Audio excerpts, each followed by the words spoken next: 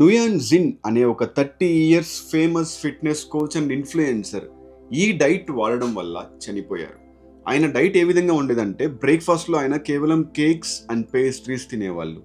లంచ్లో 800 గ్రాముల dumplings with lots of mayonnaise తినేవాళ్ళు అనమాట. డిన్నర్లో 2 పిజ్జాలు 2 బర్గర్లు. ఈ విధంగా నెల రోజుల పాటు 10,000 క్యాలరీలు ప్రతి రోజు తిన్నారు. నెల తిరిగేసరికి ఆయన 13 కేజీలు గెయిన్ అయ్యారనమాట.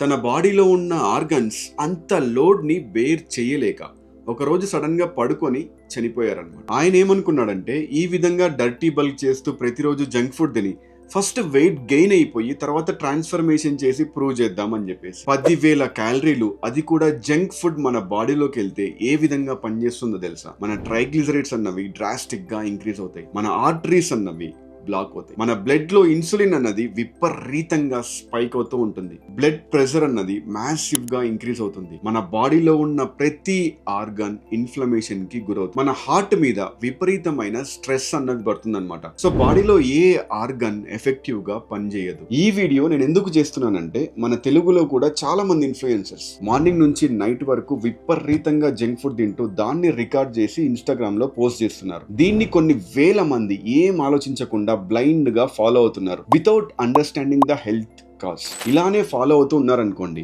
ఆన్ కెమెరా మీరు ఎంటర్టైన్మెంట్ చేస్తూ కూల్ గా కనిపించవచ్చు, కానీ behind the camera me blood work అన్నది చాలా డేంజరస్ గా ఉంటుంది. Please stop this shit.